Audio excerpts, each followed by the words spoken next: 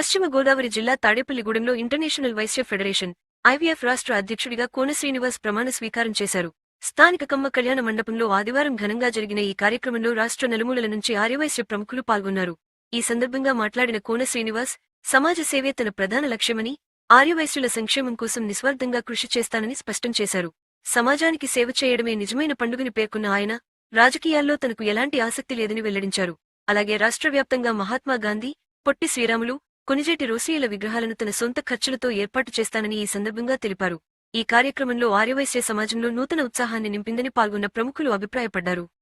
జైవాస్వి ఈ రోజున international Vysya federation రాష్ట్ర కార్యవర్గ ప్రమాణ స్వీకారానికి ఇచ్చేసిన ఆర్యవైశ్యులు, రాష్ట్ర నలుమూల నుంచి ఇచ్చేసిన ఆర్యవైశ్యులు, ముఖ్య అతిథులు, అలాగే గౌరవనీయులైన టీజీ వెంకటేష్ గారికి, అలాగే ఉప్పల శ్రీనివాస్ గారు, తెలంగాణ ప్రెసిడెంట్ గారు, వీళ్ళందరికీ కూడా ధన్యవాదాలు తెలియజేస్తూ, ఈరోజు నేను ప్రమాణ స్వీకారం చేసిన తర్వాత మొట్టమొదటిగా ఈరోజు నేను 100 గ్రైండర్లు, 30 కుట్టు మిషన్లు, 20 ల్యాప్టాప్లు సేవా కార్యక్రమాలు నిర్వహిస్తున్నాను.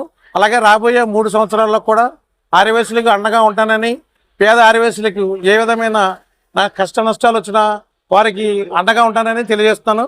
రాబోయే 3 సంవత్సరాల్లో నా సొంత నిధులు ₹1 కోట్లతో అభివృద్ధి కార్యక్రమాలు ప్లస్ ప్రతి గ్రామంలోనూ ప్రతి మండలంలోనూ ఇంటర్నేషనల్ వైశ్య ఫెడరేషన్ వ్యాప్తి చెందే విధంగా, అలాగే ఈ కార్యక్రమాలతో పాటు రోసయ్య గారిది, మహాత్మా గాంధీ, పొట్టి శ్రీరాములు విగ్రహాలు 300 విగ్రహాలు నేను ప్రతి జిల్లాలో ప్రతి పల్లెలో ఉండే విధంగా దాని మీద ఐవీఎఫ్ లోగో ఉండేటట్టుగా ఈ ఐవీఎఫ్ని రాష్ట్ర వ్యాప్తంగానే కాకుండా భారతదేశంలో మొదటి స్థానంలో నిలబెడతానని తెలియజేసుకుంటాను. జై వాసు. జై వాసు.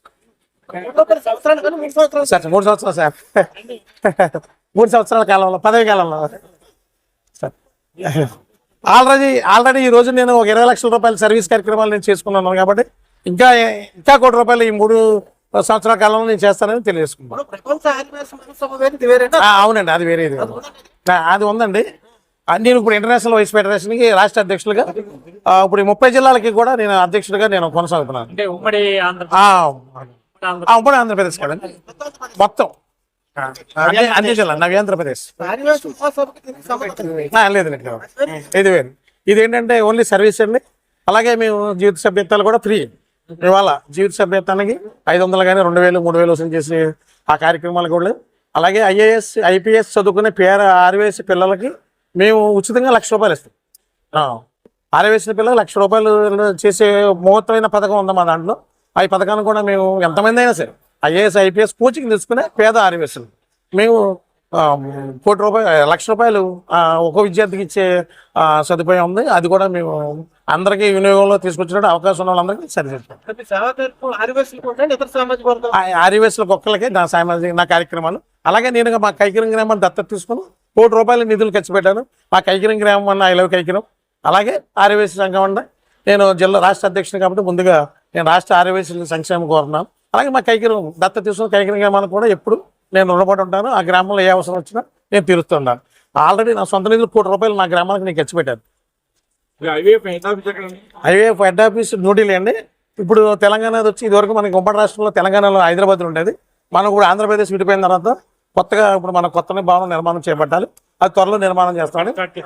అమరావతిలో కానీ వచ్చి విజయవాడలో కానీ ఆల్రెడీ డాక్టర్ విశ్వేశ్వర గారు వైజాగ్ ఆయన 1 ఎకరం స్థలం గుల్లపూడిలో మనకి ఐవీఎఫ్కి ఇస్తానన్నారు. ఆయన ఇచ్చిన మరుక్షణం నేను సొంత నిధులతోటి ముందు స్టార్ట్ చేసి తర్వాత దాతల సహకారం తీసుకుంటాను. నియోజకవర్గానికి ఉంటుంది, ప్రతి జిల్లాకి కూడా ఆఫీస్ ఉంటుంది. ప్రతి జిల్లాకి ఇవాళ 30 జిల్లాలకి అధ్యక్షులు ఉన్నారు. 30 జిల్లాల అధ్యక్షులు మళ్ళీ సబ్ కమిటీలు వేసుకుంటారు మండలాల వారీగా. ఈ అత్యంత తక్కువ కాలంలో ఇది 30 జిల్లాల కమిటీలు ఏర్పడి ఒక విస్తృతమైన సంస్థగా ఏర్పడడం చరిత్రలో ఇది ఆర్యవైశ్య సంఘాల్లో కానీ చరిత్రలో కానీ ఇది లేదు, తొలిసారి. ఇంత విస్తృతమైన ప్రజల నుంచి స్పందన వస్తూ నాకు చాలా ఆనందంగా ఉంది. ఈ ఆనందంలో మనం ఇంకా అజాగ్రత్తగా ఉండకూడదు, జాగ్రత్తగా ఉండాలనే బాధ్యత గుర్తు చేస్తూ నేను రాబోయే 3 సంవత్సరాలు కూడా చాలా బాధ్యతగా ఉంటానని, ఏ అవసరం వచ్చిన ఆర్యవైశ్యులకి అండగా ఉంటానని తెలియజేస్తున్నాను.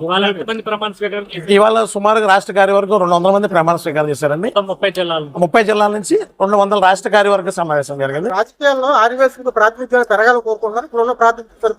రాజకీయ ప్రాతినిధ్యం పెరగాలండి. అలాగే నామినేటెడ్ పదవుల్లో కూడా మా ఆర్యవైశ్యులు చిన్నచూపు చూస్తున్నారు. అవకాశాలు అవసరాలు మేము తీరుస్తున్నాం. నామినేటెడ్ పదాలు వేరే వాళ్ళు కొట్టుకుపోతంలో మా ఆర్యవేశులు కొంచెం గట్టిగా రెస్పాన్స్ అవుతాం, కానీ వ్యతిరేకించడం కానీ మీరు చేయలేం. కాబట్టి మాకు నామినేటెడ్ పదవులు అన్యాయం జరుగుతుంది. మాకు గవర్నమెంట్ వారు రేపు కేటాయించబోయే నామినేటెడ్ పదవులు ఆర్యవేశులకు తగిన స్థానం కల్పించాలని కోరుతున్నాం. ఎమ్మెల్యేగా పోటీ చేయడానికి హడావుడి చేస్తారని చెప్పి అసలు రాజకీయాల్లోకి వచ్చే ఉద్దేశమే లేదండి నాకు.